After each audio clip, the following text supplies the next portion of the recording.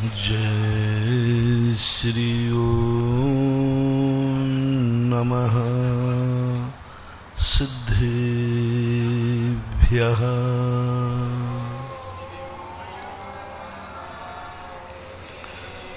सर्वमंगल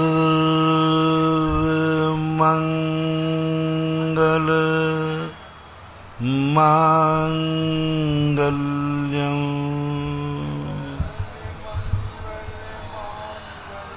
सर्वकल्याणकारकं प्रधानं सर्वधर्माणां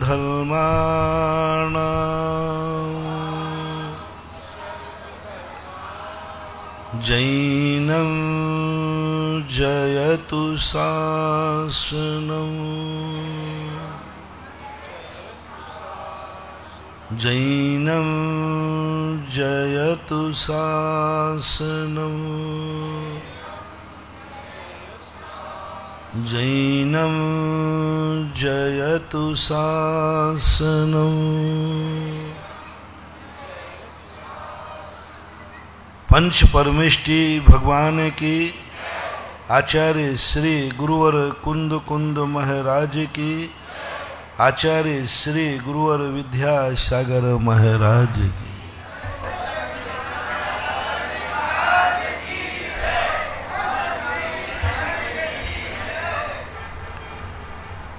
प्रसंग चल रहा है कि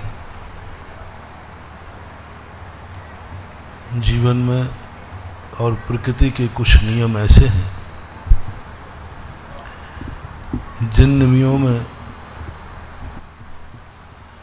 स्वयं का ही अस्तित्व नहीं, सारी दुनिया के अस्तित्व को स्वीकार करना पड़ेगा। स्वयं का ही सम्मान नहीं, सारी दुनिया का सम्मान करना पड़ेगा। स्वयं के लिए ही जीवन में सुख समृद्धि नहीं, सारे जगत को सुख समृद्धि की भावना भाना पड़ेगी। स्वयं का ही कल्याण नहीं होगा, उसके पहले सारे जगत के कल्याण की भावना भाना पड़ेगी। जो दुनिया के लिए जीता है उसी को दुनिया में जीने का अधिकार है। जो दुनिया के संबंध में सोचता है उसी के संबंध में दुनिया सोच पाती है। जो पर चतुष्टय को स्वीकार कर लेता है उसे स्व चतुष्टय का आनंद आ जाता है। पर की सत्ता स्वीकार के बिना स्वयं की सत्ता नहीं आती। सत का दर्शन करना है तो हमें पर्यायों को आलम्बन लेना पड़ता है। जिस द्रव्य में पर्याय नहीं होते वो द्रव्य अभाव रूप होता है। जिस सत्य में उत्पाद और व्यय नहीं होता वो द्रव्य, वो वस्तु असत रूप होती है। और उत्पाद व्यय जो है वह अपना शाश्वत नहीं होता, तात्कालिक होता है। फिर भी उस तात्कालिक उत्पाद और व्यय के अधीन हमारी तात्कालिक सत्ता है। उत्पाद व्यय ध्रुव युक्तम सत सद्रव्य लक्षणम। कैसा विचित्र लक्षण है। सारे लक्षण दुनिया में बनाएगा सब समझ में आ जाते, क्योंकि वो स्पष्ट देखने में आता। यहां त्रिकाली सत्ता का लक्षण उत्पाद और व्यय से बनाया जा रहा है। नास्ति से अस्थि का लक्षण, विनाश से अविनाश का लक्षण। कैसी विचित्र बात। हिंसा से, हिंसा सापेक्ष से अहिंसा का लक्षण। बड़ी विचित्र बात है। कैसे लक्षण है ये। शाश्वत अविनाशी का लक्षण बनाना है और लक्षण दे रहे हैं उत्पाद व्यय ध्रुव को समझो। जहां जहां उत्पाद व्यय ध्रुव है वहीं सत है, और जहां जहां सत है वहीं उत्पाद व्यय ध्रुव है। जहां उत्पाद व्यय ध्रुव नहीं है, जहां विनाश नहीं है, वहाँ सत भी नहीं है, और जहाँ जहाँ सत है वहाँ वहाँ विनाश जरूर देखने में आएगा। जीवन है तो जन्म और मरण जरूर होगा, और जन्म मरण है तो जीवन भी जरूर होगा। ये रहस्यमयी ऐसी सृष्टि का स्वरूप सर्वज्ञ भगवान ने प्रस्तुत किया जो संसार के हर व्यक्ति को समझ में नहीं आया। इसलिए भगवान की वाणी पर विश्वास करने वाले ज़्यादा लोग नहीं होते, कम होते, क्योंकि उनको समझ में नहीं आता कि ये लक्षण कोई लक्षण है क्या। हम त्रिकाली शाश्वत अविनाशी लक्षण पूछ रहे हैं और वे लक्षण बना रहे हैं तात्कालिक क्षणिकवाद को। उत्पाद क्षणिक है, कल नहीं था आज हुआ है। व्यय क्षणिक है, कल वह था आज व्यय हुआ है। जो आज उत्पन्न हुआ है उससे त्रिकाली का लक्षण कैसे? जो आज मरा है उससे त्रिकाली का लक्षण कैसे? और हमें चाहिए वो त्रिकाली महासत्ता, त्रिकाली वह अस्तित्व, त्रिकाली सत, जिसमें परमानंद का झरना फूटता है, जिसमें शाश्वत अविनाशी अमृत कुंड भरा हुआ है, जो एक हमारी त्रिकालिक दशा को बता करके हमें आश्वस्त करता है, घबराओ मत, तुम कल भी थे, आज भी हो और कल भी रहोगे। जैसे तुम कल थे वैसे ही आज हो, वैसे ही तुम कल रहोगे। कोई भी किंचित मात्र भी तुम्हारे अस्तित्व को, तुम्हारी शक्तियों को नकार नहीं सकता। इसका प्रमाण क्या है कि मैं कल वही था जो आज हूं, जो कल रहूंगा। तो उन्होंने कहा देखो ये अभी उत्पन्न हुआ और मिट जाएगा, बस ये उत्पन्न और मिटना होना ही तुम्हारी त्रिकालिक सत्ता है। और त्रिकालिक सत्ता यदि नहीं होती तो ना उत्पन्न होता और ना मिटता। कूटस्थ के उत्पाद व्यय नहीं होता, क्षणिकवादी के उत्पाद व्यय नहीं होता। अस्तित्ववादी हो और उसका लक्षण क्षणिकवादी हो। इस श्लोक वार्तिक में पूज्यवर विद्यानंद जी महाराज ने कई पृष्ठों में इस बात को इतने ढंग से प्रस्तुत किया कि व्यक्ति प्रारंभ में पढ़ करके तो किम कर्तव्य विमूढ़ हो जाता है कि आखिर है क्या लक्षण। मौत से जिंदगी का लक्षण बनाया जा रहा है। मौत से ये मर गया क्योंकि जिंदा था, ये मर गया क्योंकि, और जिंदा नहीं होता तो मरता भी नहीं। ये मर गया क्योंकि जिंदा था। हेतु देखो कितना बड़ा और कितना बड़ा लॉजिक है। मर गया क्योंकि जिंदा था। ये रो रहा था, रो रहा है क्योंकि हंस रहा था। ये रो रहा है क्योंकि हंस रहा था। ये गरीब है क्योंकि ये अमीर था। ये पापी है, इसका अर्थ है पुण्यात्मा है। दुनिया में पाप है, इससे सिद्ध है कि पुण्य भी है। दुनिया में अंधकार है, इसका अर्थ प्रकाश है। पाप से पुण्य की तरफ बढ़ो, क्योंकि हम डायरेक्ट पुण्य को नहीं पा पाएंगे, क्योंकि पुण्य अदृश्य है। हमने कभी किया नहीं, जाना नहीं, परिचय में नहीं आया।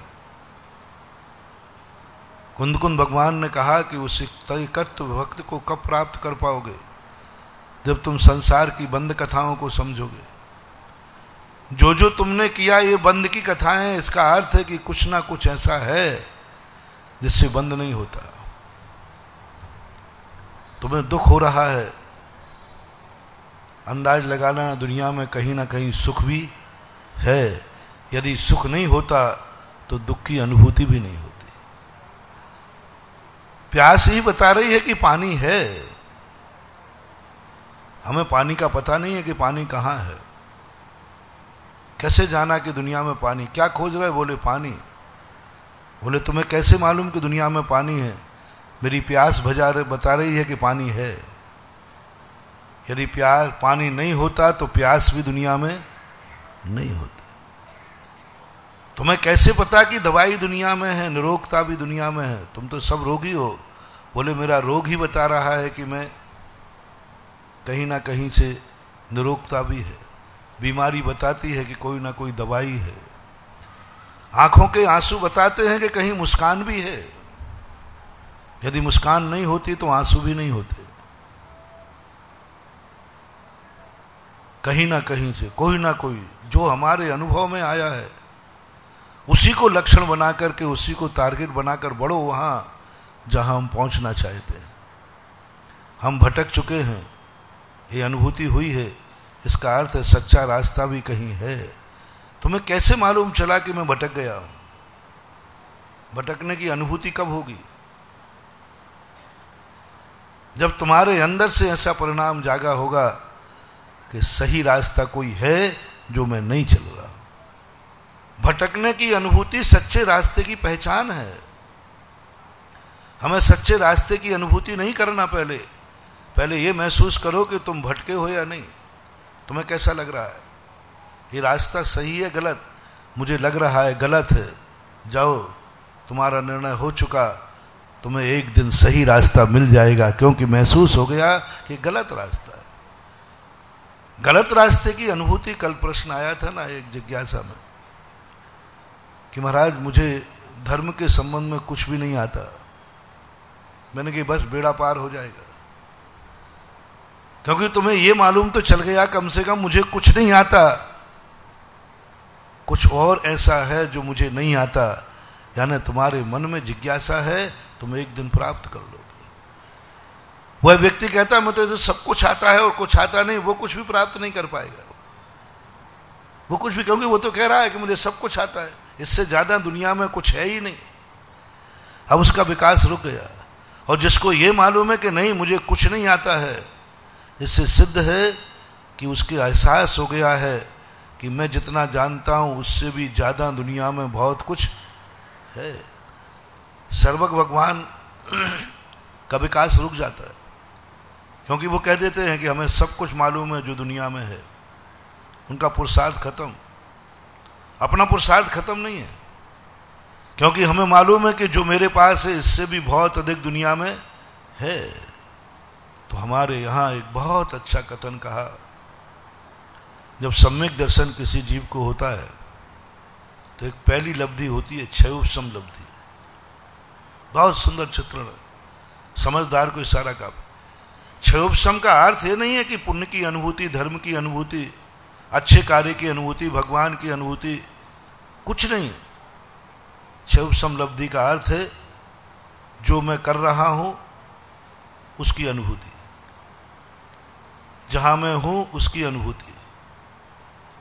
जो कुछ भी दुनिया में जो मैंने भोगा है, जो मैंने किया है, जो मैंने सोचा है, जो मैंने देखा है, जो मैंने सुना है, जो मैंने खाया है, मैंने जो कुछ भी दुनिया में किया है उसकी अनुभूति हो जाना। कुछ नहीं मिला अभी। क्षयोपशम लब्धि वाले को कुछ हासिल नहीं होता, मात्र उसको एक अनुभूति होती है कि मैंने जो किया है वह सब दुख रूप है। मैं जहां हूं वो गलत रूप है। मैंने जो सोचा है वो गलत है, मैंने जो कहा है वो गलत है, मैंने जो सुना है वो गलत है, आज तक मैंने जिसमें सुख माना है वो गलत है। बस एक ही रट, सही क्या है मुझे मालूम नहीं। सही बहुत गजब का, इतना बड़ा साइंस है ये। मुझे कुछ नहीं मालूम कि सत्य क्या है। मुझे ये मालूम है कि दुनिया में जो कुछ भी देख रहा हूं वो सब क्षणिक है। सत्य क्या है मुझे मालूम नहीं, लेकिन जो मेरे पास है वो क्षणिक है। जो मैं देख रहा हूं ये सब क्षणिक है। ये सब में कोई स्थायित्व नहीं है, ये सब में आनंद नहीं है। ये आज है, कल समाप्त हो जाएगा। पर्यायों की उत्पत्ति हुई है, एक दिन मिट जाएगी। इसलिए मुझे ऐसा लगा, अब देखो उसकी ये फीलिंग होना कि संसार आसार है, संसार क्षणिक है, संसार दुख रूप है, बस यही सुख की खोज की शुरुआत है। सबसे पहले लोग शुद्ध तत्व की तरफ घूमने चले जाते हैं। मुझे सत्य बताओ, शुद्ध बताओ, विधि बताओ, कुछ नहीं मिलेगी। अनंत काल तक तुम कुछ भी प्रयास करो, भगवान मिलने वाला नहीं। लोग भगवान को बड़ी तेजी से खोज रहे हैं, मुझे भगवान का दर्शन हो जाए। मैं पूछता हूं भगवान है कैसा? भगवान की फोटो तुम्हारे पास है? महाराज मुझे बताओ, मुझे भगवान कहाँ मिलेगा? बता दूंगा, पहले ये बताओ तुम्हारे भगवान की, वो पुलिस में होता ना, कोई गुम जाता है तो पुलिस वाला एक फोटो मांगता है कि भाई आप फोटो बताओ, कोई पहचान बताओ, कोई चिन्ह लक्षण बताओ, कौन से कपड़े पहना था, कोई शरीर पे चिन्ह है क्या, कोई हाइट फाइट उम्र सब पूछता है। मैं आपसे पूछता हूँ, आपको भगवान को चाहिए ना? किसी के पास भगवान का फोटो है? स्केच किया हुआ नहीं, वो तो अनुमानित है, ओरिजिनल फोटो। भगवान का लक्षण क्या है, स्वरूप क्या है? कहाँ जाओगे भगवान को खोजने? कहाँ जाओगे भगवान को खोजने?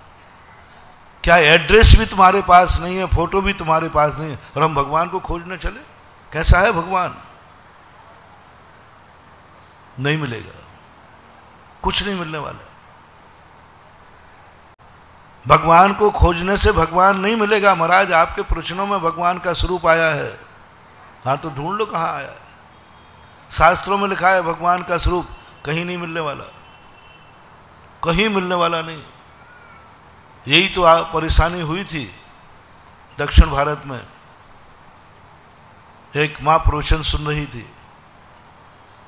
नेमीचंद महाराज ने पोदनपुर के बाहुबली की चर्चा छेड़ दी कि भरत चक्रवर्ती ने एक हुबहू ऐसी मूर्ति बनाई बाहुबली की, क्योंकि बाहुबली को मोक्ष पहले हो चुका था और भरत ने उनकी मूर्ति बनाई थी हुबहू, 500 धनुष प्रमाण पोदनपुर के अंदर। महाराज ने बात छेड़ दी और ऐसी महिमा गाई, ऐसी महिमा गाई कि उसके दर्शन करने का एक माजी का भाव हो गया, मन उगम आ गई। महाराज ने जैसी मूर्ति का दर्शन गाया है, हो ही जाता है। आप लोगों ने देखा, जब मैं किसी मूर्ति की महिमा गाता हूं तो हजारों लोगों का मन होता है जिस मूर्ति की महिमा गाई है महाराज ने, उसका मैं एक बार दर्शन जरूर करूं। तुम्हें मालूम नहीं था, तुम्हें कुछ पता, मैंने महिमा गाई तो भाव होता है कि एक बार दर्शन कर लूं उसका, एक बार अभिषेक कर लूं उसका। हजारों लोग, ऐसे लोग आते हैं। बोले कैसे आए? बोले महाराज जी ने इस प्रतिमा की महिमा गाई, मैं नहीं जानता था कि गोलाकोट कहाँ है। लोग पूछ गए दौड़ते दौड़ते, रास्ते भी नहीं है, कच्चा रास्ता है। बोले साहब आप इतने परेशानी में क्यों आए? बोले महाराज जी ने गोलाकोट की मूर्ति की महिमा गाई है। लोग पहुंच गए, सैकड़ों लोग पहुंच। लोगों को नहीं मालूम कि मूर्ति कैसी है। मूर्ति सबको एक समान दिखती है।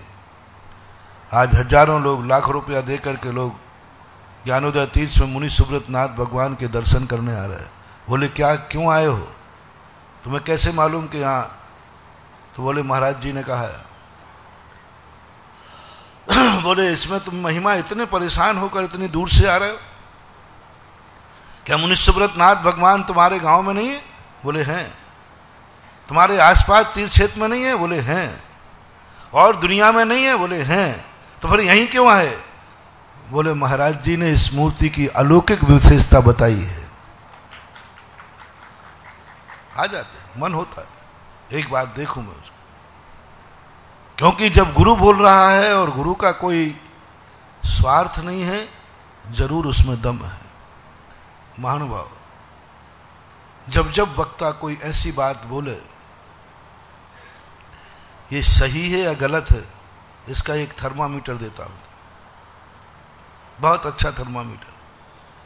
कोई भी उपदेश देवे, मान लो मैं अभिषेक पूजन की कहूं तो करना चाहिए या नहीं, महाराज की बात, महाराज ने अभिषेक पूजन की कहा है, अब यूं नहीं मान लेना कि महाराज जी ने कहा है। महाराज जी जो बोल रहे वो सही है या गलत है, तुरंत मन में प्रश्न लाना। महाराज जी किसी दान की कहें तो तुरंत दान की बोली मत ले लेना। थोड़ा सोचना कि महाराज जी कह रहे हैं वो ठीक है कि नहीं। कहीं ऐसा तो नहीं कि हर दुकानदार अपने माल को अच्छा बताया। थोड़ा रोकना, थोड़ा रुकना। मैं हमेशा कहता हूं, मेरी बात को तुम हमेशा एकदम मत माना करो। मैं इस पक्ष में भी नहीं हूं, क्योंकि तुम जल्दी उतावली में मेरी बात मान लोगे, कोई तुम्हें भड़का देगा कल तुम छोड़ दोगे, भटक जाओगे। और कल तुम्हारे लिए इतना भटका देगा कोई व्यक्ति, क्योंकि एक महाराज ने कहा ये कहा है, दूसरा तुम्हें भड़का देगा। लोग भटक जाते, सत्य से दूर भाग जाते। आपकी श्रद्धा कमजोर क्यों है? क्योंकि आपने या तो स्वयं निर्णय ले लिया है या दूसरे के कहने पर आपने कर लिया है। आपने परीक्षा नहीं की। एक व्यक्ति ने एक खरगोश खरीदा, गुरुजी ने बताया था वैसे ही खरीदा, उसको पालना था, खेलने के लिए चाहिए था। गुरुजी ने बता दिया कि खरगोश इस जाति का अच्छा होता है, ऐसा अच्छा होता है, ऐसा अच्छा होता है, बढ़िया होता है।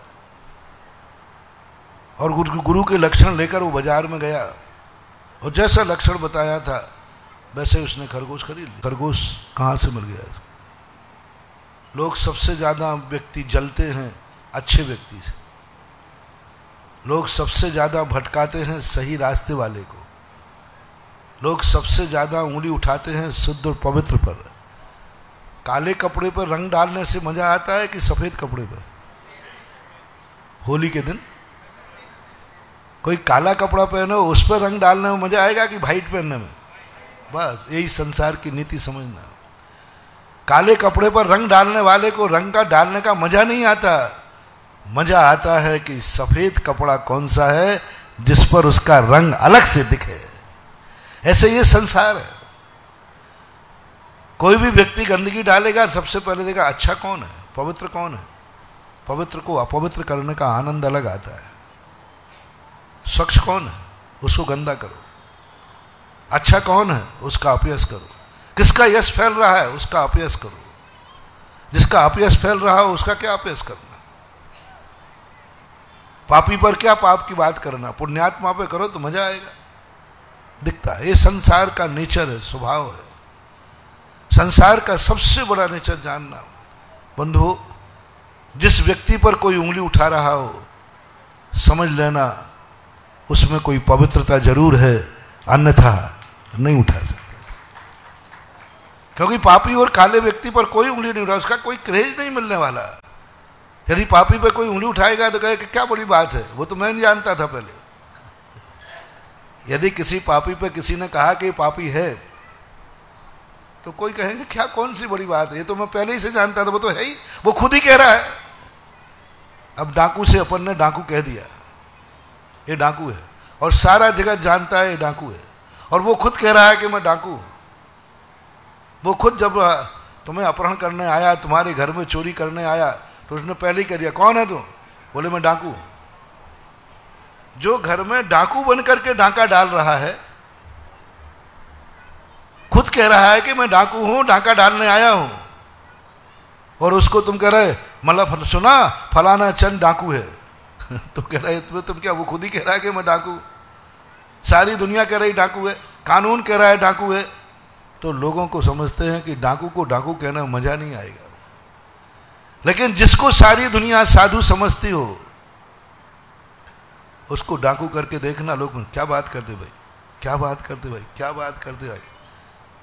जब किसी साधु को कोई डाकू कहे और तुम्हें लगे क्या बात है, समझ लेना वही सच्चा साधु है। क्योंकि तुम्हारे मन में आश्चर्य, क्या बात करते हो, क्योंकि तुम्हारी दृष्टि में उसकी छवि क्या है। एक डाकू को डाकू कहा तब आपने नहीं पूछा क्या बात है, फलाना चंद डाकू, फलाना चंद डाकू, ये प्रश्न आया तुम्हें कि नहीं आया? नहीं आया। और एक किसी साधु के संबंध में, एक किसी सज्जन के संबंध में किसी ने डाकू कहा तो तुरंत तुम्हें क्या होता? क्या बात करते भाई, क्या बात करते हो है? अब कोई कहे विनोद ब्रह्मचारी से कि विनोद ब्रह्मचारी करना नहीं, उदाहरण दे रहा हूं, नहीं तो मामला गड़बड़ हो जाए। कहे तो तुम तो छोड़ो, मैं ही कहूंगा महाराज जी विनोद ब्रह्मचारी ने डाका डाला, तुम तो क्या बात करते हो, क्या बात करते हो, विनोद ब्रह्मचारी ने। समझ लेना महानुभाव, मेरी दृष्टि में इनका कितना ऊंचा पद है कि उस ऊंचे पद ने कहा क्या बात करते हो। समझ लेना, ये आवाज जब अंदर से आए समझ लेना वो डाकू नहीं है, वो परम साधु और सज्जन है। अंदर का एक बहुत बड़ा निर्णायक पॉइंट है। दुनिया की आंखें झूठी हो सकती हैं, दुनिया झूठी हो सकती है, लेकिन जब तुम्हारी आवाज अंदर से निकले किसी के भी संबंध में, क्या बात करते, समझ लेना सावधान, अंदर ने आवाज दे दी, इन बातों पर विश्वास मत करो। ये बातें तुम्हारे जीवन के लिए विश्वास के लायक नहीं है, तुम्हारी अंतर ने गवाही दे दी। और जिसके संबंध में होगा तो आप निश्चिंत समझना, क्या बात है, ये तो मालूम है मुझे, ये तो जानकारी है मुझे, ये तो है ही ऐसा। तुरंत आपके मन में कोई आश्चर्य नहीं होगा, आप उस पर गौर भी नहीं करेंगे। गौर कहां होता है कि सफेद कपड़े पर कलर, सफेद कपड़े पर दाग हर व्यक्ति लगाना चाहता है, और जो पापी होते हैं, निकृष्ट होते हैं, वे उज्जवल छवि देखते हैं। एक जो आतंकवादी होते हैं, ये किनको मारना पसंद करते, किसी भिखारी को? भिखारी को क्यों नहीं? एक भिखारी को मार दो ना, एक मजदूर को मार दो ना, क्योंकि उसके मारने पर कोई चर्चा नहीं, पेपर में फोटो तक नहीं आएगा, कोई नाम ही नहीं आएगा। वो किसके यहां किसको मारने का भाव करता है? सबसे बड़ी शक्तिमान कौन है? सबसे बड़ा सुरक्षित कौन है? सबसे बड़ा प्रोटोकॉल किसके पास है? सबसे बड़ी ब्लू जैकेट किसके पास है? कौन कितने सुरक्षा में घेरे में है? क्योंकि वो जानता है जिसकी जितनी बड़ी सुरक्षा होगी वो उतना ही कीमती होगा, और एक कीमती को निपटाऊंगा तो सारे विश्व में मेरी नाम होगा। ये नीति है, नीति है। किसकी नीति है? पापी की नीति है। एक आतंकवादी की नीति है, वो गरीब को नहीं निपटाता, भिखारी को बोलेगा ही नहीं। भिखारी कहेगा भाई मुझे मार दो, वो सामने भी पहुंचा, भाई मुझे मार दो, आपको किसी को मारना है ना तो मुझे मारो। लेकिन वो कहेगा तुम्हें मार करके मैं करूंगा क्या? मुझे इसको मारना है जो सबसे बड़ा शक्तिमान हो, जो सब तरफ से सुरक्षित हो, सारे भारत की कोई शक्ति हो, जिसको मारने पर सारा भारत हिल जाए, सारा विश्व हिल जाए। उस हिलाने के लिए वो ढूंढता है उस व्यक्ति को। अब बोलो, पापी की, हिंसक की, निर्दयी की नीति कितनी खतरनाक है, कितनी खतरनाक है। पापी यदि पापी को मारता है तो उसे मजा नहीं आएगा, पापी साधु को मारेगा तो मजा आएगा। रावण यदि किसी दूसरे की स्त्री उठा लेता है तो रामायण में नाम नहीं आता, लेकिन उसने किसको चुना? किसी दूसरे की उठा ले जाता तो कोई सुनता ही नहीं, कोई रावण को पूछता नहीं। कौन जानता था? रावण की नीति जो कुछ भी है, चाहे उसने सोचा हो या ना सोचा हो, नेचुरल रूप से उसने सोचा संसार का सबसे पावन आदमी कौन है, संसार का सबसे बड़ा श्रद्धेय कौन है, संसार का सबसे बड़ा भगवान कौन है, संसार की सबसे बड़ी सती सावित्री कौन है, संसार में जगदम्बा कौन है, जगत माता कौन है। बस उसके कर्म ने, उसकी विधि ने कहा, अरे रावण तू दुनिया पर दृष्टि डालेगा, क्या मिलेगा? कुछ नहीं मिलेगा। वे तो तेरे पास बिना बुलाए ही समर्पित हो जाएंगे, तुझे अपहरण करने की जरूरत ही नहीं पड़ेगा। एक संसार की जगत माता है जो बहुत पावन और पवित्र है, जो श्रद्धा का केंद्र है। यदि उसके ऊपर तू दृष्टि डाल, वो सफेद कपड़ा है एकदम रिफाइन, उस पर डाल तो तुझे दुनिया में इतना यश होगा, जितने बार राम का नाम लिया जाएगा उतना तेरा होगा। और जब तक राम दुनिया में रहेंगे रावण भी जिंदा रहेगा। आज रावण ने एक घटना की थी। रावण ने एक स्त्री का अपहरण किया था, इसलिए वो दुनिया में नहीं जाना जाता। लेकिन एक पावन आत्मा का अपहरण किया था जो दुनिया की श्रद्धा का विषय था। आज दुनिया में रावण का नाम, वो चाहते यही था कि मेरा दुनिया में अस्तित्व बना रहे। पापी वो पुण्यात्मा का अंतर होता है। पुण्यात्मा पुण्य करके नाम कमाता है तो पापी पाप करके नाम कमा। नाम दोनों को चाहिए, पापी को भी चाहिए, पुण्यात्मा को भी चाहिए।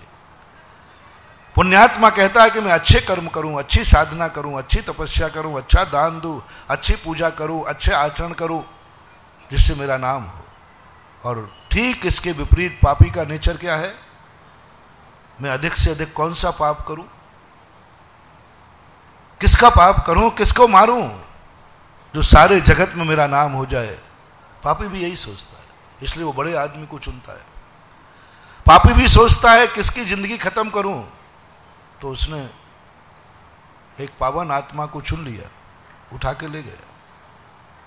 और आज दुनिया में, और दुनिया कहती है, सारी दुनिया रामचंद्र जी को बुलाने के लिए माला और तपस्या फेरती है, तो भी भक्त के दरवाजे आवे या ना आवे। लेकिन रावण कहता है ना मैंने माला फेरी ना कुछ फेरी, माँ सीता को उठा के लाए, रामचंद्र जी लंका में दौड़े चले आए और मेरे सामने आए। दुनिया जानती है कि मरते समय मुझे भगवान का दर्शन हो जाए, जिंदगी भर माला फेरती है, और मैंने मरते समय रामचंद्र जी मेरे सामने खड़े थे। क्या सोच, क्या विचार, एक रहता है वो। इसलिए जब जब तुम्हें ऐसा लगे, बहुत बड़ा थर्मामीटर दे रहा हूं, कोई व्यक्ति किसी महान आत्मा के संबंध में गाली देवे, कोई बात करे, तो तुरंत तुम्हारे मन में पूछ लेना तुम्हें कैसा लगा। यदि तुम्हें लगा क्या बात है, समझ लेना वो बहुत पावन और श्रद्धेय आत्मा है। तुम्हारी अंतर चेतना ने बोल दिया सावधान। जब सीता का अपहरण हुआ, सारा 3 लोग चिंतित हो गया। क्या बात करते, सती सीता का क्या बात करते हो? रामचंद्र जी को वनवास हो गया, क्या बात करते हो? लक्ष्मण जी जमीन पर लेट गए, क्या बात करते हो?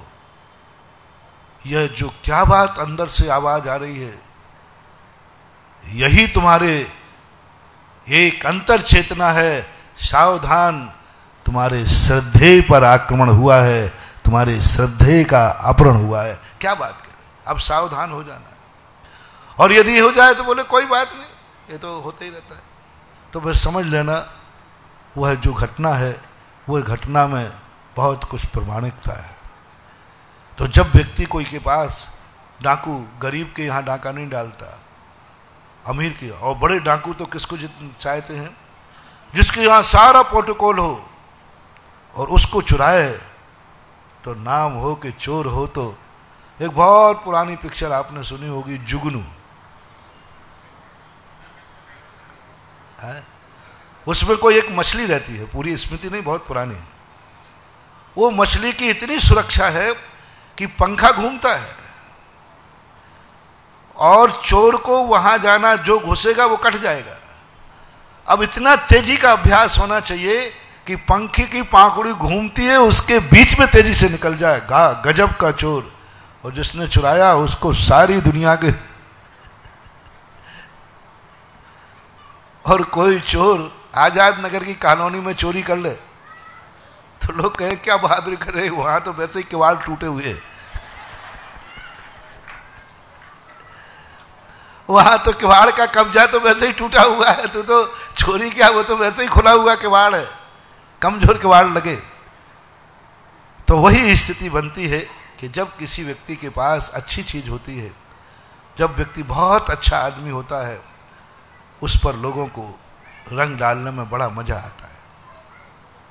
इसलिए देखने वाले सावधान रहें। ये रंग उसके पाप पर नहीं डाला गया है, रंग उसकी पवित्रता पर डाला गया है।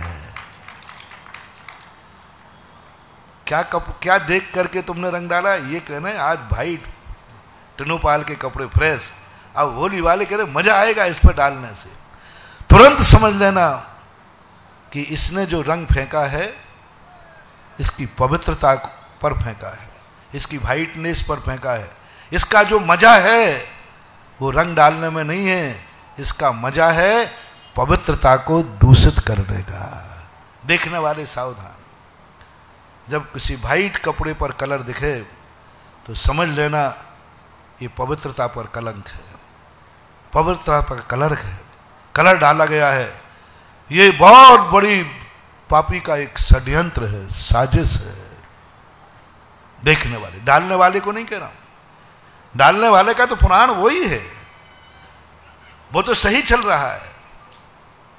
होली का रंग डालने वाला बिल्कुल सही है, उसको सही यदि आतंकवादी है तो वो सही चल रहा है, बड़े आदमी को खोज रहा है। सही डाकू है तो वो सही चल रहा है, बहुत सुरक्षित स्थान को खोज रहा है। कोई पापी है, वो यदि किसी पावन आत्मा पर बुरी दृष्टि डाल रहा है तो वो सही चल रहा है। पापी पुराण यही कहता है, पापी पुराण यही कहता है। लेकिन मैं तो देखने वालों से कह रहा हूं कि जब तुम्हारे मन में ऐसा भाव आ जाए, ये तो मेरी दृष्टि में बहुत पावन था, पावन है, पवित्र है, मूल्यवान है, पर इस पर जो कलर डाला गया वो इस पर मात इसकी पवित्रता से जल करके डाला गया, इसके यश से जल कर डाला गया। और ये चूक तुमने कर नहीं, ये सावधानी तुमने नहीं रखी तो एक दिन उस पवित्र आत्मा को तुम वनवास भेज दोगे। यही तो चूक हुई थी, यही तो चूक हुई थी उस आदमी से, जो ये नहीं समझ पाया कि रावण ने एक पवित्र आत्मा को दूषित करने का षड्यंत्र रचा है, अपने नाम के लिए, अपने ख्याति के लिए, अपना यश पाने के लिए एक ऐसी आत्मा को चुना है उसने, और उस पर रंग डालने की चेष्टा की। देखने वाला चूक गया, देखने वाला चूक गया, और उसने रंग देख करके समझ लिया ये कपड़ा दागी है। परिणाम क्या हुआ? इतनी सी बुरी दृष्टि, इतनी सी देखने वाले की समझदारी से रावण ने सीता को दोबारा वनवास नहीं भेजा, रावण ने सीता को वनवास नहीं भेजा, अशोक वाटिका ले गया। लेकिन अयोध्या का वह व्यक्ति की आवाज ने सीता को कहां भेज दिया? दूसरी बार में उसकी दृष्टि ने, उसकी आवाज ने, वो नहीं समझ पाया कि सज्जन नीति क्या है, और उसकी एक आवाज ने सीता को, गर्भवती को, लव कुछ गर्भ में है, और वनवास की हवा खिला दी, वनवास की हवा खिला। उसने देख लिया कि सफेद कपड़े पर रंग है, यानी ये कपड़ा दागी है। वही तो भूल हुई थी मात्र, और कितना बड़ा अनर्थ हो गया था। उसी भूल के कारण से बेचारी जगत माता को अग्नि परीक्षा का साक्षी करना पड़ा, रावण के कारण नहीं। उस अयोध्या में रहने वाले उस दृष्टि दोष वाले को, जो इस नीति को नहीं समझ पाया, वो मां सफेद कपड़े पर कलर देखकर समझ लिया ये कपड़ा दागी है। और नीति कहती है,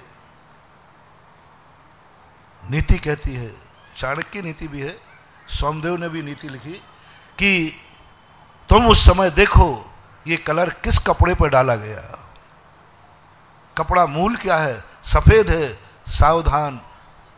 उसको दागी करने के पहले उस कपड़े की ओरिजिनलिटी देखो, उसका मूल स्वरूप देखो। मूल में वो सफेद है, तुम्हारी अंतर आत्मा बता रही है। इस पर दाग, इस पर कलर, मात इसका भ्रम है। यदि ये सोच लेते तुम, तुम्हारी पवित्र सीता को अग्नि परीक्षा नहीं देना पड़ता, वनवास नहीं जाना पड़ता था। जगत माता को, जगत माता को, क्योंकि तुम्हारी दृष्टि में वो माता थी ही नहीं। आहा, क्या बात करें मानवा, क्या बात कहें तुमसे, बहुत बड़ी बात है। रावण की दृष्टि में माता नहीं थी, ये तो बात समझ में आ गई। लेकिन अयोध्या में रहने वालों की दृष्टि में भी मां नहीं थी। यदि अयोध्या में रहने वाले लोगों की, भारत में रहने वाले लोगों की दृष्टि में यदि वो माता होती तो वनवास का सवाल नहीं होता, क्योंकि माता को कोई कभी संदेह की दृष्टि से नहीं देखता, अपनी मां को कोई संदेह की दृष्टि से नहीं देखता, माता के संबंध में विकल्प नहीं आता। तुम्हारी दृष्टि में भी जगत माता स्त्री बन गई, तुम्हारी दृष्टि में भी जगत माता एक नारी बन गई। जब तुम्हारी दृष्टि में जगत माता नारी बन जाएगी तो वही हश्र होगा जो उस समय चौथे काल में हुआ कि माता को भी वनवास तुम दिला दोगे। तुम्हारी दृष्टि, तुम्हारा सोच, तुम्हारा विचार एक माता को वनवास की ठोकरें, वनवास के संकट और अग्नि परीक्षा जैसी दर्दनाक परीक्षा से गुजरना पड़ेगा। रावण के कारण नहीं, बेटे के कारण। रावण की तो क्या थी मुझे पता नहीं, अपने भारत की क्या थी सीता? बोलो, जल्दी बोलो। सीता कौन थी? माता थी, माता थी भारत की, आर्यखंड की माता थी, जगत माता थी। और तुम्हारी खुद की मां बेटे के दृष्टि दोष के कारण से, मां की अग्नि परीक्षा, पत्नी की अग्नि की परीक्षा अलग चीज है और मां की अग्नि परीक्षा अलग चीज है, और वो भी बेटे के कारण से। जो सारा जगत जिसे बेटा मानती थी, सारा जगत को वो अपना मां मानता था, उस बेटे की एक भूल के कारण से माता को कितने दुख सहन करना पड़े, कितने सहन करना पड़े। इसलिए महानुभाव सावधान, जब भी किसी चीज को आप ऐसा देखो तो पापी पुराण पढ़ो। मैं इसलिए कह रहा हूं, पापी पुराण करो, पापियों का लक्षण पढ़ो, पापियों का स्वरूप पढ़ो, पुण्य आत्माओं का नहीं, सज्जन आत्माओं का नहीं, अच्छी आत्माओं का पापी पुराण पढ़ो। बहुत सरल रास्ता बता रहा हूं। पापियों का नेचर पढ़ो, डाकू पुराण करो, डाकू कहां डाका डालता है। एक पुलिस वालों का एक कोर्स होता है, क्रिमिनोलॉजी, अपराध शास्त्र। अरे अपराध शास्त्र तो पुलिस वाले को, अपराध उसका नाम ही क्या है? अपराध शास्त्र। किसको पढ़ाया जा रहा है?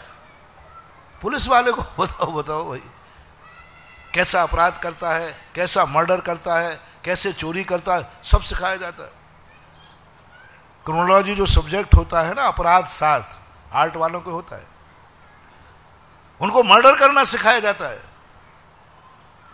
मर्डर कितने तरीके से किया जाता है, और यह तरीका सिखाया जाता है उस मर्डर करने वाले को अपने साक्ष्य कैसे छुपाना। किसको सिखा रहे हैं? डाकू को नहीं, पुलिस वालों को। मर्डर कितने तरीके से हो सकता है, और ऐसा तरीका सिखाते हैं कि मर्डर भी कर लोगे और पुलिस पकड़ भी नहीं पाएगी, पुलिस ही नहीं पकड़ पाएगी। ये तरीका सिखाया जाता है। चोरी करना सिखाया जाता है, कैसे चोरी की जाती है, पुलिस वालों को कैसे चोरी की जाती है कि चोर को तुम पकड़ नहीं पाओगे। एक बार मैं एक जेल में प्रवचन करने गया, 2 दिन पहले ही एक अपराधी फरार हुआ।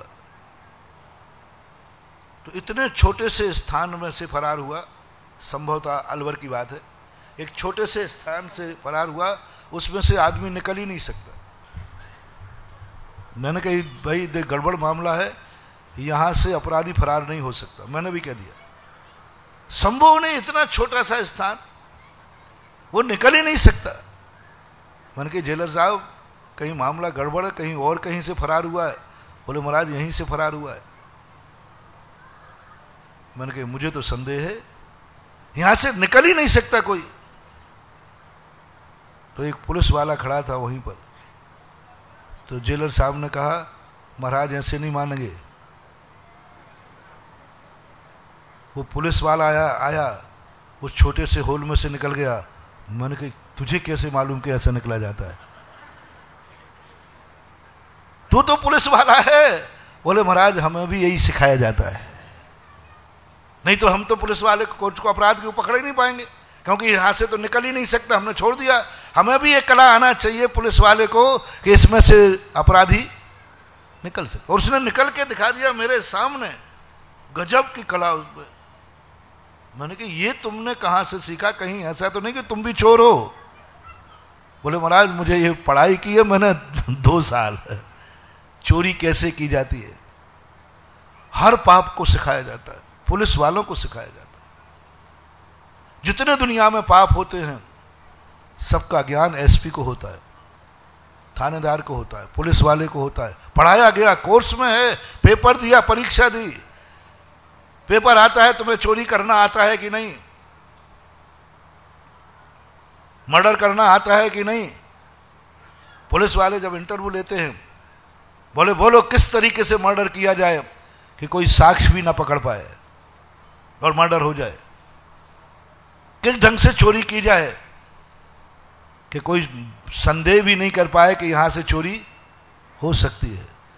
ये सारे के सारे सिखाए जाते। अपराध पुराण आपसे भी मैं कह रहा हूं, आप लोगों ने वो शुद्ध समय सार बहुत पढ़ लिए, बहुत पवित्र ग्रंथ पढ़ लिए, देव साहित्य गुरुओं का स्वरूप समझ लिया। मेरा भगवान कैसा हो, मेरा गुरु कैसा हो, मेरा शास्त्र कैसा हो। अब थोड़ा सा मेरी कहना मान जाओ आज के प्रवचन से कि डाकू कैसा हो इसको भी पढ़ लो थोड़ा, साधु कैसा हो ये नहीं कह रहा हूं, वो तो मैंने बहुत बार कहा और साधु का स्वरूप बहुत बार बताया। एक आध बार पढ़ लो कि डाकू कैसा होता है। पुण्यात्मा को तो बहुत पढ़ा, एक बार पढ़ लो कि पापी क्या होता है और पाप क्या होता है। शायद तुम बहुत बड़ा गुण सीख जाओगे, बहुत बड़ी ताकत तुम्हारे पास आ जाएगी कि तुम्हें पापी पुराण आता है। उस पुलिस वाले से डाकू बच नहीं सकता जिसको डाकू पुराण आता है। उस पुलिस वाले से पापी बच नहीं सकता जिसको पापी पुराण आता है। उस मर्डर करने वाला व्यक्ति बच नहीं सकता जिस पुलिस वाले को मर्डर करने के हर तरीके का ज्ञान होता है। मर्डर करने के हर तरीका का ज्ञान जिस पुलिस वाले को है, हर तरीके, जितने तरीके होते हैं सब पुलिस को मर्डर करने का आता है। मर्डर करने वाला बच नहीं सकेगा, पकड़ा जाएगा। क्योंकि ये तरीके, जितने अच्छे पुलिस वाले होते हैं ये मर्डर करने के तरीके जानते हैं, चोरी करने के तरीके जानते हैं, बलात्कारियों के तरीके जानते हैं, पापियों के तरीके जानते हैं, जेब कटों के तरीके जानते हैं। तभी वे तुरंत पकड़ लेते हैं कि ये अपराधी है। उनको कोई अवध ज्ञान नहीं होता, उनका ज्ञान ऐसा ही। आपको यदि जैन धर्म में प्रवेश करना है तो पहले पाप को समझो, पापी को समझो, संसार को समझो, संसारी को समझो, क्रोध को समझो, क्रोधी को समझो, मान को समझो, मानी को समझो, माया को समझो, मायावी को समझो, लोभ को समझो, लोभी को समझो, मिथ्यात्व को समझो, मिथ्या दृष्टि को समझो, कसाय को समझो, कसाई को समझो, पाप को समझो, पापी को समझो, जुआ को समझो, जुआरी को समझो, शराब को समझो, शराबी को समझो, शिकार को समझो, शिकारी को समझो, व्यसन को समझो, व्यसनी को समझो। कहाँ ले गया मैं आज? हर दिन लाता था, है ना। मंदिर को समझो, मंदिर के भगवान को समझो, यही कहता है ना अपनी सीधी सी लाइन तो यही है। साधु को समझो, साधना को समझो, हमेशा अपन यही सुनते हैं। साधु को समझो और साधना को समझो, भक्त को समझो, भगवान को समझो, पुण्य को समझो, पुण्यात्मा को समझो, वीतरागता को समझो, वीतरागी को समझो। ये सब अपन ने पढ़ लिए, पर अपन सत्यता को पा नहीं पाए। सच्चे गुरु को समझने के बाद सच्चा गुरु नहीं पा पाए। सच्चे देव को समझने के बाद सच्चे देव को नहीं पा पाए। जो मैंने 2 दिन पहले कहा था, सच्चे देव के पास आने वाले लोग भी खोटे देवों के पास जाते हुए पाए जाते हैं। कुछ गलत तो नहीं बोल रहा हूं भाई? सच्चे देव के पास आने वाले जिनका नियम है कि मैं सच्चे देव का अभिषेक पूजन किए बिना पानी नहीं पीऊंगा, ऐसे नियम लेने वाले भी खोटे देवों के यहां धोख देते हुए मिल जाते हैं। भीलवाड़ा में भी होंगे, और महाराज कहीं क्यों नहीं रहे, आपके पंडाल में ही होंगे। कितनों का नियम है? बोलो तुम्हारे जिनेंद्र देव कैसे हैं? खोटे हैं कि चोखे हैं? पक्का बता ना। देखो भाई, आपके पूछ रहा हूं, मेरे नहीं।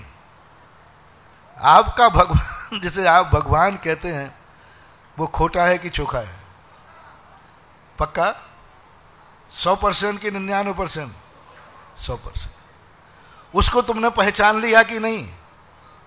बोलो ना, पहचान लिया कि नहीं? पहचान लिया। सब कुछ जानते हो? सब जानते हैं। तो फिर मैं आज तुम्हारे चोखे देव की सौगंध चढ़ाता हूं कि आज के बाद तुम कभी खोटे देव के पास मत जाना, खोटे देव को स्वीकार मत करना, क्योंकि तुम्हें चोखा देव मिल गया है। तुमने खुद कहा। बोलो, तुम जैनियों को चोखा देव मिला है कि नहीं? किस किस को नहीं मिला? हाथ उठाएं। देव, अरहंत देव, जिनेन्द्र देव। जैनियों का जगत पिता कौन? जिनेन्द्र देव। सभी लोग मानते हैं। जिनसे ही जैन की उत्पत्ति हुई। किन किन व्यक्तियों को अपने बाप के ऊपर संदेह है कि ये मेरा बाप है कि नहीं? जल्दी बोलो, अब आज हो ही जाए। हो ही जाए आज, जो है सो है। महावीर की किन किन को अपने बाप को संदेह है कि ये मेरा बाप है कि नहीं?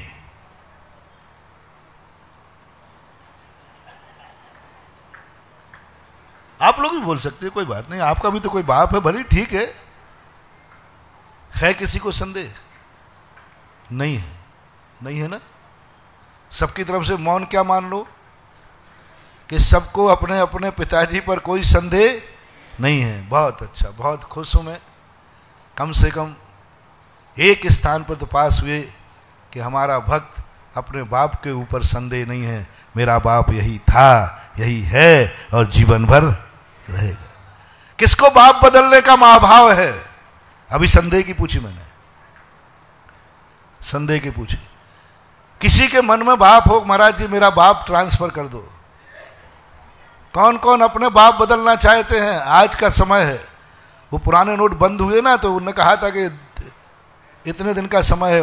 बाप बदलने की तारीख, किन किन को अपना बाप बदलना है? लादूलाल,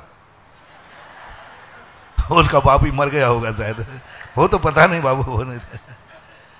किसी को बदलने का भाव? माता हो आपको है? नहीं बदलना। बहुत अच्छा, बहुत अच्छा, बहुत बहुत धन्यवाद। हम धन्य हैं जो ऐसी सभा में बैठे हैं जिसने अपने बाप को पहचान लिया और बदलने का भी भाव नहीं है। और महानुभाव, बदल भी नहीं सकोगे, क्योंकि बल्दियत एक बार लिखी जाती नगर पालिका में, फिर उसकी बल्दियत को आप जिंदगी में कभी बदल नहीं सकते। वो तो जीवन भर आ गई। अब मैं पूछता हूं कि जैन की उत्पत्ति कैसे हुई? पिता कौन है? मैंने 2 दिन पहले बताया था संस्कृत में, जिनसे अपत्यार्थ है, अण प्रत्यय एक लगता है। अपत्यार्थ है ना बेटा, उत्पत्ति। जिनसे उत्पत्ति हुई है जैन की।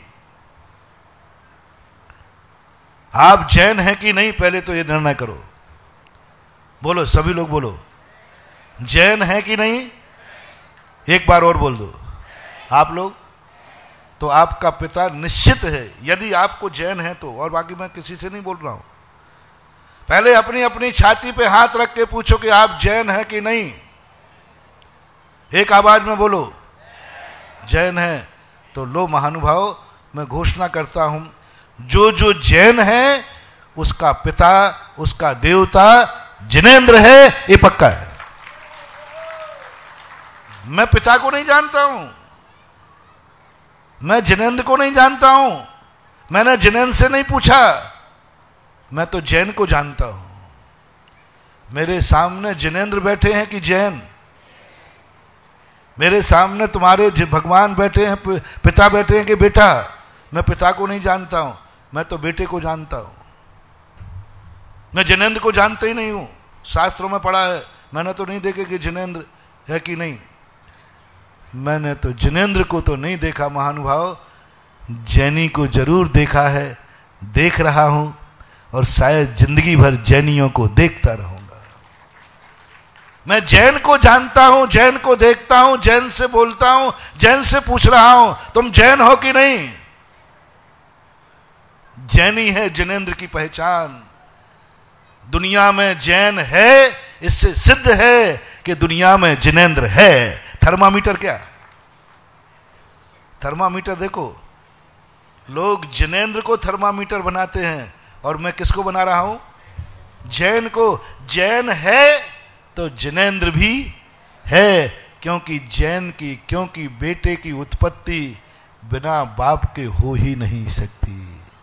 नीति बनाओ, बेटा है, इससे सिद्ध है जगत में इसका कोई ना कोई पिता है।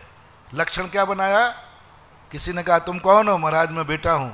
बेटा चिंता मत करो, तुम्हारा पिता जरूर है, क्योंकि पिता के बिना बेटे की उत्पत्ति हो ही। इसी प्रकार तुम जैन हो, ये निर्णय करो, ये दृढ़ता करो, फैसला करो, अंदर आत्मा से पूछो मैं जैन हूं। यदि इसी पर संदेह हो तो मैं आगे नहीं बोल सकूंगा। यदि तुम्हें अपने पर भी विश्वास नहीं हो कि मैं जैन हूं कि नहीं, किन किन को अपने ऊपर विश्वास नहीं है कि मैं जैन हूं कि नहीं, सब जैन मान। अब वो निर्णय आपके ऊपर छोड़ता हो। जिन जिन को 100% विश्वास हो जाए मैं जैन था, मेरे बाप जैन थे, मेरा कुल जैन था, मैं वंशानुगत जैन था, वंशानुगत जैन हूं और संतानुगत जैन रहूंगा। ये 3 निर्णय आपके हैं कि नहीं? पहला निर्णय, तुम जिस वंश में पैदा हुए हो वो बाप दादे जैन थे कि नहीं? जल्दी नहीं बोलते हो। थे, तो आप तो जैन। 3, और तुम्हें अपने बेटों पर क्या संदेह है? वो तुम्हारे बेटे जैन के ही हैं कि दूसरे के? अरे बोलते नहीं हो तुम लोग। महाराज आप ऐसा पेचीदा करते हो कि हिल जाता हूं। मैंने इतना ही तो पूछा, तेरा बाप जैन था कि नहीं? तुम जैन के बेटे हो कि नहीं? है। तो इतनी तो पूछ रहा हूं, तुम्हारा बेटा भी जैन का है कि नहीं? बस त्रिकालिक सिद्धि हो गई कि तुम्हारे बाप भी जैन थे, तुम भी जैन हो, तुम्हारा बेटा भी जैन है। निर्णय हो चुका, तुम जैन हो। फैसला कर लो, यदि मैं जैन हूं त्रिकालिक तो मेरा पिता, मेरा देवता जिनेंद्र ही है। बस खत्म। अब जिनेंद्र को बदलने की ताकत न तुम में है, न हम में है, और न किसी दुनिया में है। अब आपका मैंने पिता कौन बता दिया? अब जिनेंद्र को, पिता को कौन बदलना चाहता है? कौन स्वीकार नहीं करना चाहता? क्या हो गया? पागल हो गए तुम लोग। जिनेंद्र को पिता पाकर के भी तुम ना जाने कहां कहां चले जाते हो। चोखा देव पाकर कहते हो जिनेंद्र देव चोखा है, फिर भी खोटे के यहां जाते हो। पूज्यवर मान तुंगाचार्य कहते हैं भगवान स्वप्नांतरेपी भवांतरेपी मन्ये वरम हरिहराद एव दृष्टा दृष्टेषु येषु हृदय, ऐसा कुछ आया ना। अब ऐसी स्थिति नहीं बनेगी। मैंने पहचान लिया, मुझे अब पिता मिल गया है। राग सहित जग में रुलो, मिलो सरागी देव, बीत राग भेंटो अबे, भेंटो राग मैटो राग कुटे। कैसी बात, कितनी दृढ़ता के साथ करा। भगवान भटक गया जब तक मुझे बाप का पता नहीं था, क्योंकि मुझे यही पता नहीं था कि मैं जैन हूं कि नहीं। मुझे तो अभी तक यही पता नहीं था कि मैं जैन हूं कि नहीं। आज पता चल गया। बीतराग भेंटो अबे, आज मेरी बीतराग से भेंट हुई है। आज मुझे पता चला कि मैं जैन हूं, और आज गुरु ने घोषणा की है जो जो जैन है उसका देवता जिनेंद्र है। मैं जैन से जिनेंद्र की तरफ ले जा रहा हूं, नीचे से ऊपर की तरफ ले जा रहा हूं। प्रवचन के शुरू से ही मैंने उठाया, विनाश से अविनाश, क्षणिक से शाश्वतपना, पाप से पुण्य, ये सारे प्रसंग उठाए। इसलिए आज मैं जैन से जिनेंद्र की तरफ ले जाऊंगा। पहले जैन की पहचान करो, पहले जैन बनो, बाद में जिनेंद्र देव की पहचान हो जाएगी। और जैन बने बिना तुम जिनेंद्र को मानने भी लग जाओगे तो कल दूसरा आकर तुम्हें भटका देगा, क्योंकि तुम जैन नहीं हो तो कल दूसरे चले जाओगे। इसलिए पहले हमें जिनेंद्र को नहीं पहचानना है, पहले जैनत्व को पहचानना है। तुम जहां हो वो क्या हो, और ये जैनत्व तुम्हें पहचान में आ गया, मैं बहुत देख के स्तंभित रहता हूं भगवान, ये आपको मानता है, ये आपका अभिषेक करता है, आपकी पूजा करता है और आपको कहता है ये निर्दोष है, फिर भी हमें शाम को ये खोटे देवता के यहां धोख देते मिलता है।